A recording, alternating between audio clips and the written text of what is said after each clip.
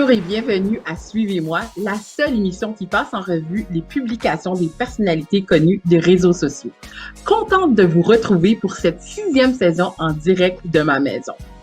Vous l'avez sûrement deviné, aujourd'hui, je discute avec Christelaine Jean-Baptiste, connue par des milliers dans les médias sociaux sous le nom de La Remarquable. Cette influenceuse est l'instigatrice derrière la communauté en ligne MTL Fab Babes Squad, ainsi que le blog La Remarquable.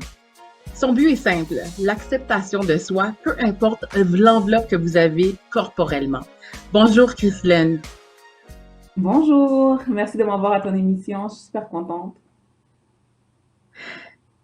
Il faut qu'on revienne sur tes photos d'enfance avant les médias sociaux. Toute petite, tu étais déjà différente corporellement par rapport à d'autres enfants de ton âge. Comment tu as composé avec cela? Mais en fait, je savais pas que j'étais différente jusqu'à ce qu'un jour on me le dise. On me dise que j'étais plus grosse que les autres. Puis là, j'ai fait, ah, ok, je suis différente. Ça veut dire que je vais devoir comme composer avec ça de manière différente.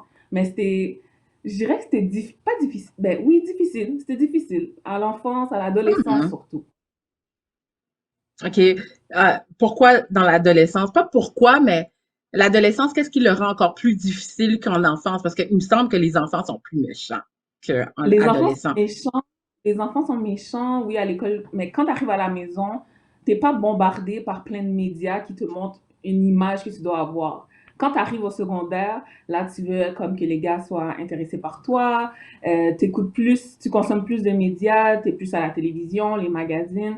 Donc, c'est là que j'ai commencé à faire beaucoup de comparaisons et à voir mon corps n'a rien à voir avec ce que les médias me présentent comme étant beau, comme étant attirant, comme étant ce qu'on doit être, en fait. Et comment tu as fait durant ton adolescence? Comment tu as composé avec ça? Est-ce que ça t'a mis en dépression ou tu as voulu montrer ta différence? Ben, en fait, depuis enfant, je dirais 10, 9, 10, 11 ans, j'étais dépressive, mais back then, je pouvais pas comme, excusez-moi, avant, je pouvais pas mettre un nom ou un mot sur ça. Puis quand j'ai commencé tu sais, j'écrivais tout le temps des journaux intimes, tout ça, puis je me rendais compte, j'étais une enfant très triste, vraiment. C'était difficile de pouvoir comme naviguer dans un monde où est-ce que tu veux être populaire, tu veux être aimé, mais que la seule chose qui t'empêche d'être cette popularité-là, ou bien cette fille que tout le monde aime, c'est l'enveloppe dans laquelle que tu es. Donc, je dirais que c'est Mhm. difficile. Vraiment comme, ça m'a vraiment poussé à vouloir atteindre un corps idéal. Et est-ce que tu as fait des diètes? Qu'est-ce que tu as fait pour avoir ce corps idéal-là? Everything, tout. J'ai essayé, j'ai pas mangé, j'ai fait des diètes de pas manger, juste manger de la salade, pas Mon manger du Dieu. tout, fait que c'était mon but ultime dans la vie, c'était d'être mince. C'était que ça que je voulais être. Je me rappelle, je découpais des Ah. magazines, je collais sur mes murs de femmes minces, que j'étais comme, ok, je vais être comme elle, je vais être comme elle. Tous les étés, c'était dédié à aller courir puis pas manger. Wow. Après la pause, on va voir comment tu as changé ça en commençant ton blog et non seulement ça, en participant à des choses fort intéressantes. Restez là tout de suite après la pause avec Christine de La Remarquable. Bonjour tout le monde, vous écoutez Suivez-moi exclusivement sur TV Rogers. Nous sommes avec Christelaine Jean-Baptiste qui est connue dans les médias et surtout sur les médias sociaux comme la remarquable parce qu'elle est remarquable. Christelaine, avant la pause, on parlait de tes défis en tant que jeune fille qui avait un surplus de poids. Mais à l'âge adulte, tu as décidé de prendre les choses en main. Tu as décidé de commencer un blog pour contrer tout ce qu'on voyait dans les médias. Mais toi, qu'est-ce qui a fait le déclic pour que tu passes ce blog?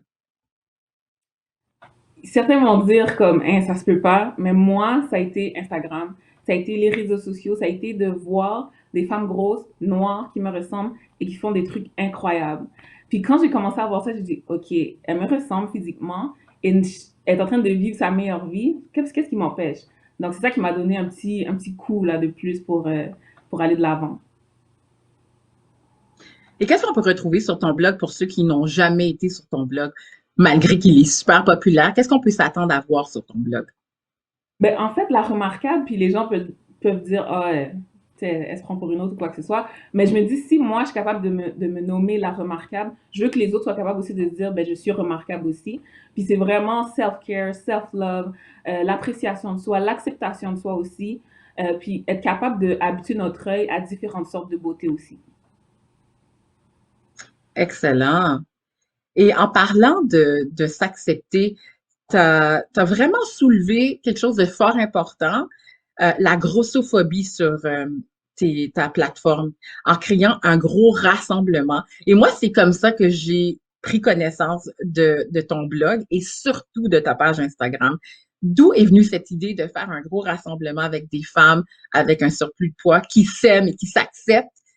Comment tu as eu cette idée? Ben, sur Instagram, encore une fois, je voyais les mêmes personnes que je suivais, qui me ressemblaient. Ils avaient fait une genre de communauté taille plus, fat babe. Puis j'ai dit, il n'y en a pas ici, j'en connais pas. Donc, partons-le. Puis, j'écoutais la série Shrills, il y a eu un fat babe pool party. Et de C'est voir la Christine vrai! être tellement épanouie, être bien, puis elle s'amusait, puis elle dansait, j'ai dit, il faut vivre ça une fois dans sa vie.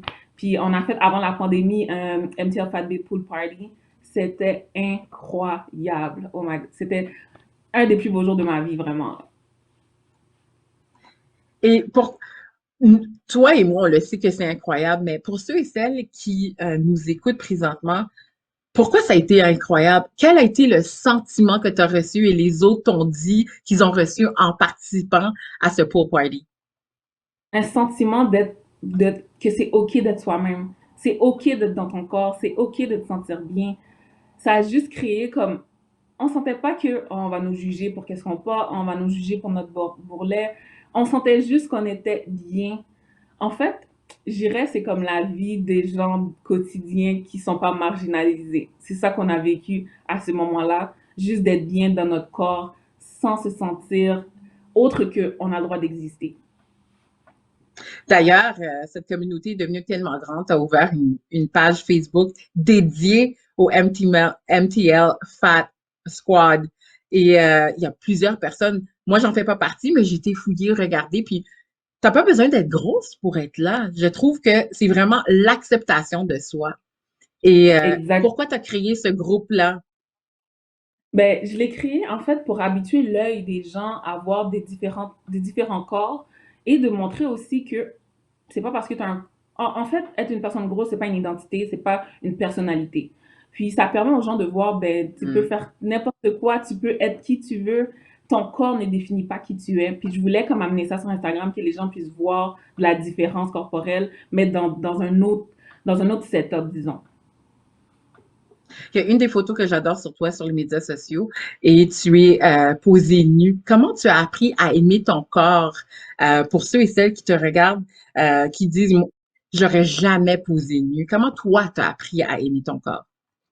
Ben, en fait, tous les jours, c'est une bataille, là. Je vais pas le cacher, tous les jours, c'est une bataille. Puis je pense Hmm. que tu as un corps mince, que tu sois dans un corps gros, on vit dans une société où est-ce que on est tout le temps bombardé par des images spécifiques. Donc, j'ai appris à aimer mon corps parce que c'est le corps que j'ai en ce moment. Puis le corps, il évolue, il change, il se modifie dans le temps. Puis je me dis, si à ce moment présent-là, je suis capable de lui donner de l'amour, ben je peux le célébrer aussi. Puis quand j'ai fait le photoshoot boudoir, c'était une forme de célébration. C'était en fait pour montrer j'ai le droit d'aimer mon corps, j'ai le droit de le célébrer et peu importe ta taille, ta forme, ta couleur, tu as le droit aussi d'aimer, d'apprécier et de célébrer ton corps aussi. On va continuer à te célébrer pendant la pause. Restez là avec Christelle et moi. À suivez-moi tout de suite après la pause.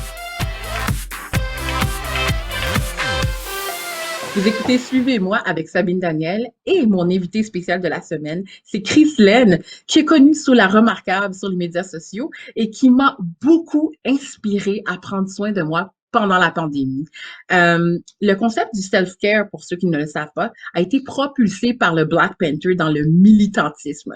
Et les Black Panthers ont propulsé le concept du self-care parce que pendant les années 70, les Noirs faisait la lutte comme on le fait mais présentement contre le racisme.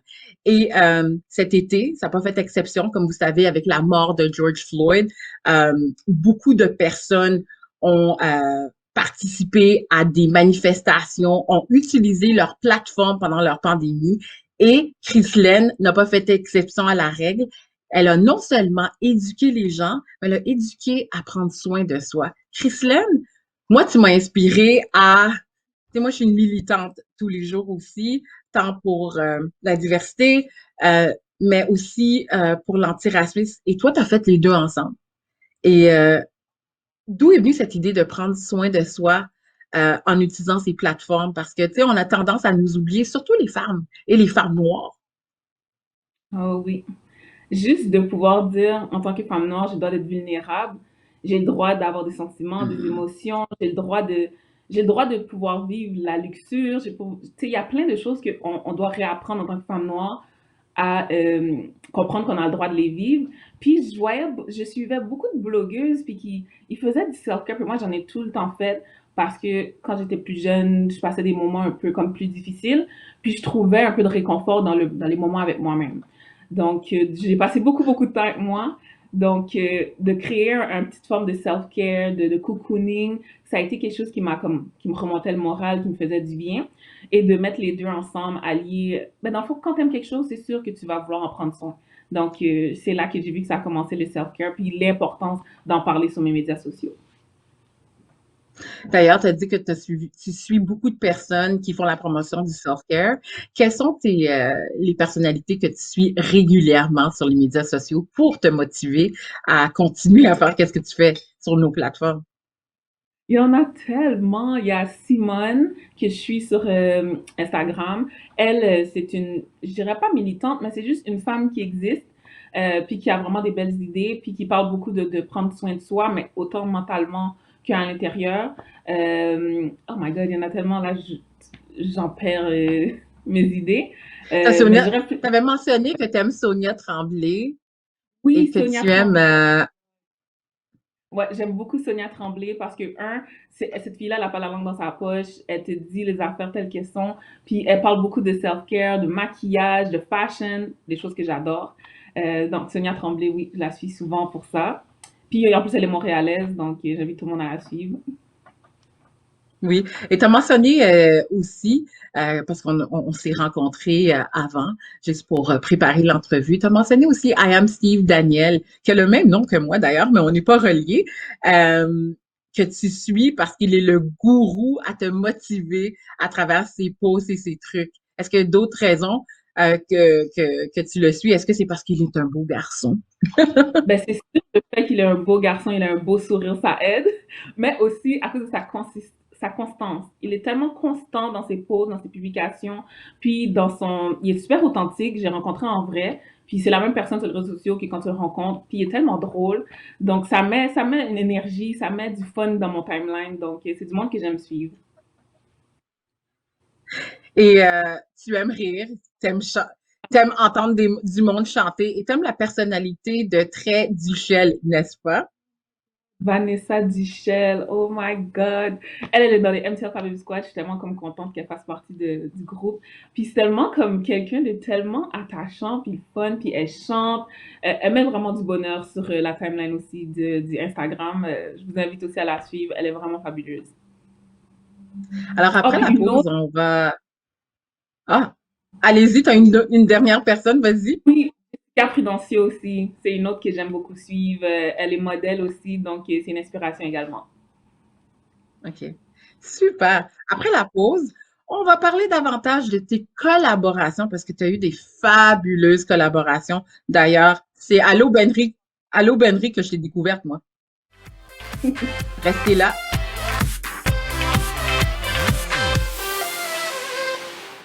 Vous écoutez Suivez-moi exclusivement sur TV Rogers.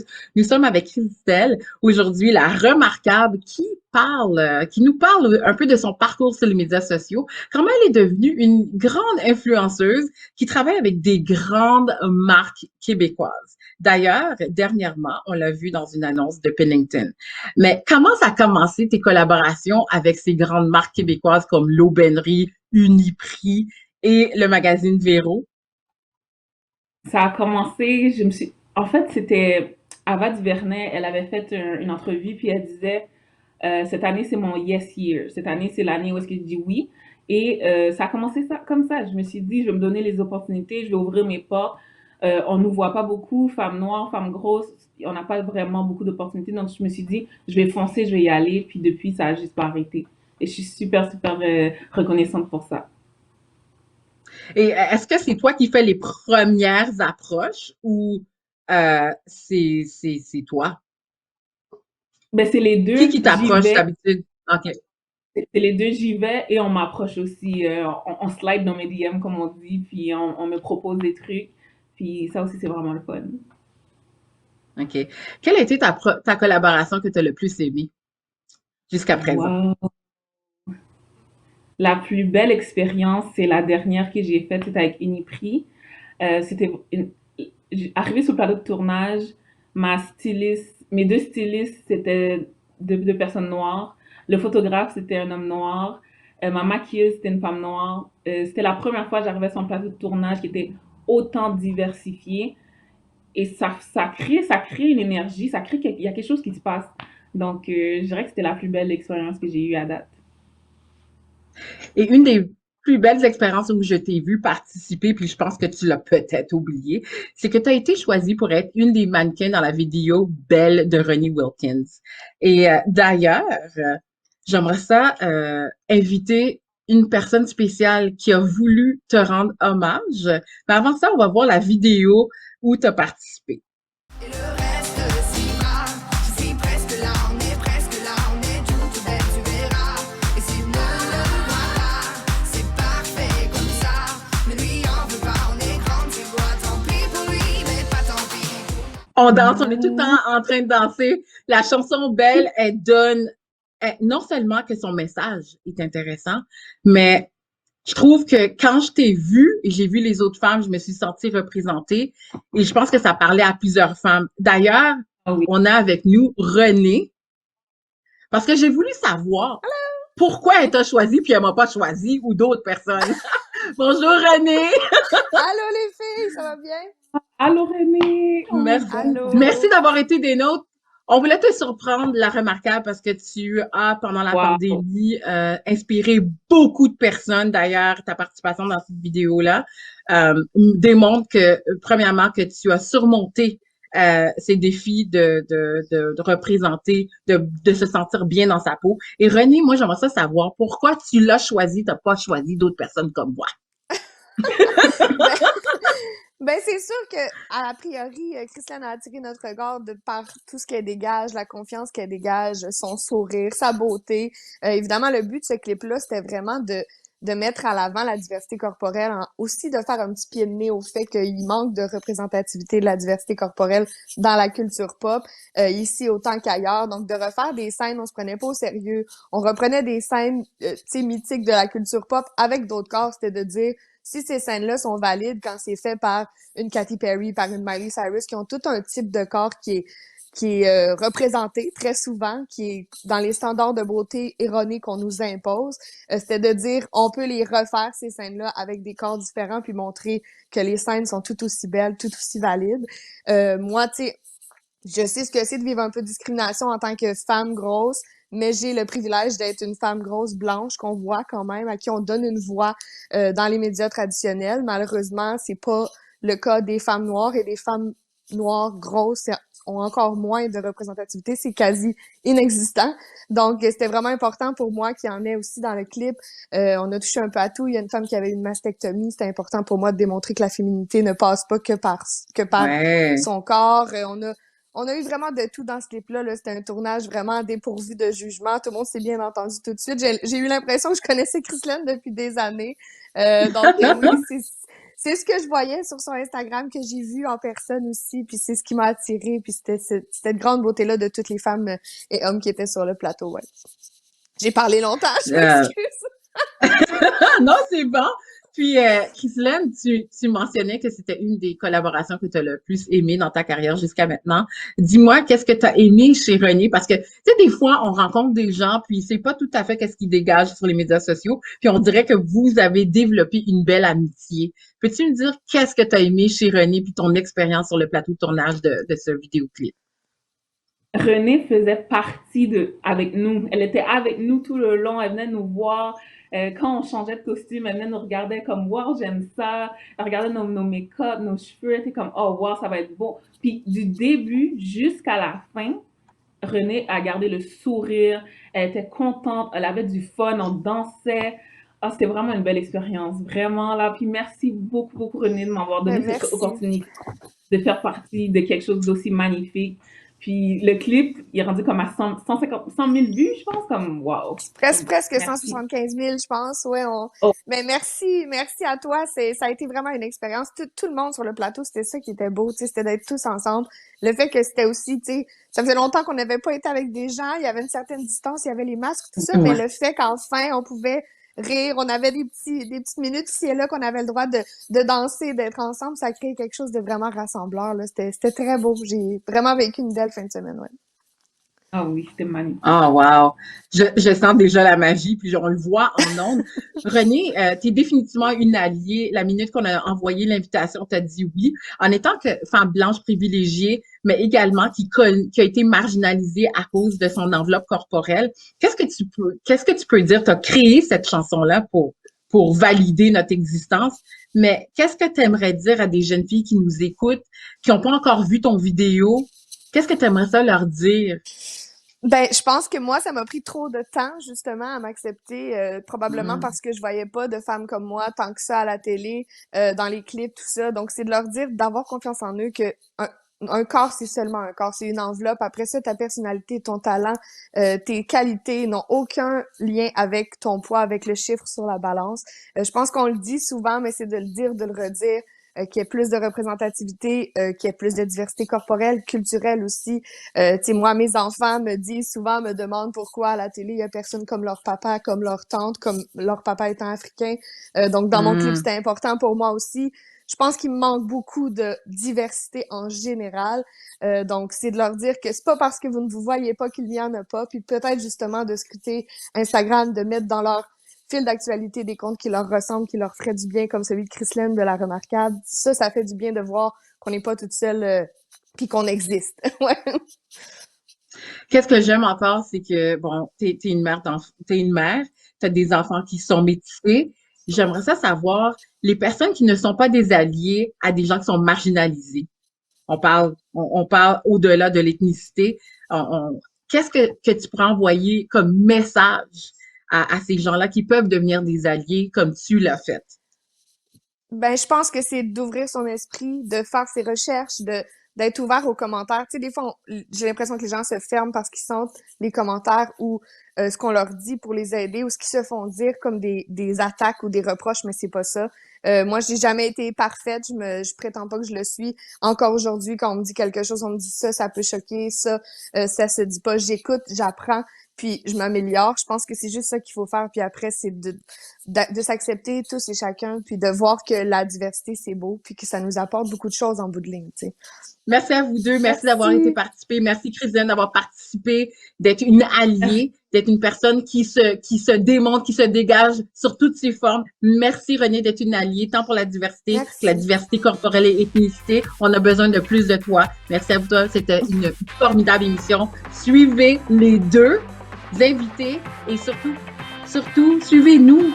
Suivez-nous dans le monde entier parce qu'on a besoin des alliés partout. Et on se retrouve la semaine prochaine, même heure, même poste. Bye. À la prochaine.